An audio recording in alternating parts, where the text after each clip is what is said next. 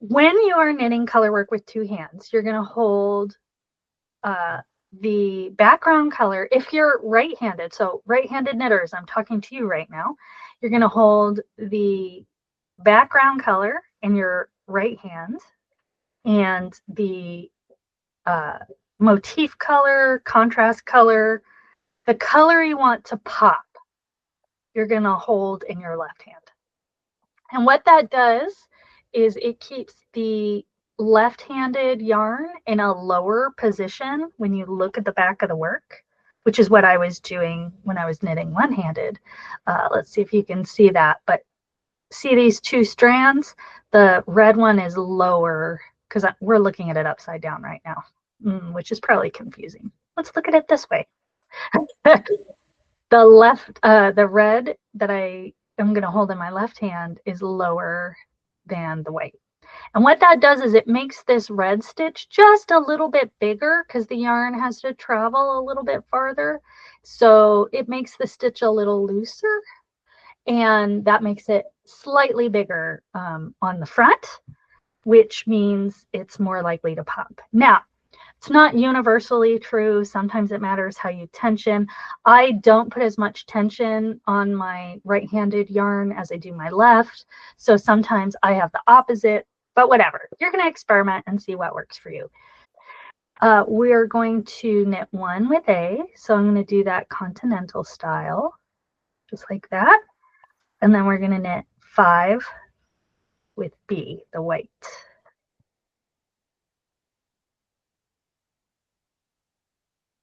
Now,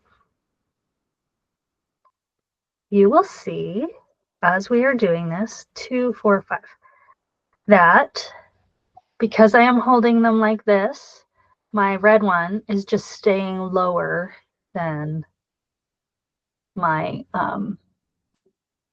white one. So knit one with A,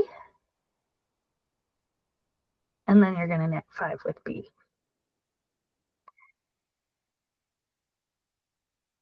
And so you're going to do that all the way around. And you will notice I have this habit. I don't know if you've noticed already, but I have this habit of stretching out my stitches on my needle as I go.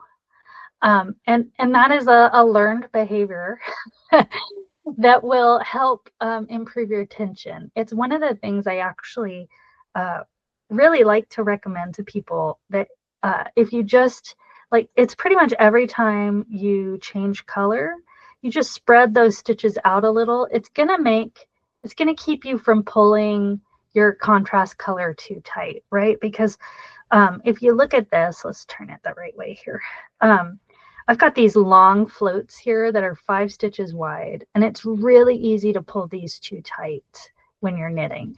So if you just spread those stitches out on your needle while you're knitting, it's going to help make sure that that float is an appropriate length for the 5 stitches in between. Otherwise, you're going to end up with really puckery, you know, if this is too short. These stitches are going to end up really small, and these are going to get kind of puffed out. And yes, and we'll come on to that more in a little bit. So I just wanted to point out that I'm doing it already without even meaning to. There are more things we can do to improve our tension, but for now, I'll just point out how I'm doing that, because it is so second nature to me. I can't not do it. And it's easy to overcompensate too. I used to have the loosest gauge when I was knitting colorwork, because I was so worried about knitting too tight that I really overcompensated. Now, you'll also notice the other thing I'm doing is I am keeping my white yarn next to my right hand and my red yarn next to my left hand, so that my yarns aren't getting tangled. I think there's kind of a tendency to want to put everything to the side that you're knitting. You know, when you knit like I almost always tension with my left hand. So my tendency is to always put all the yarn on the left side. But by keeping it near the hand you're knitting with, you're going to prevent tangles in the back and twisty yarns. It's not going to hurt anything too much if you get your yarns twisted. Depending on how you twist them, it can show through on the front.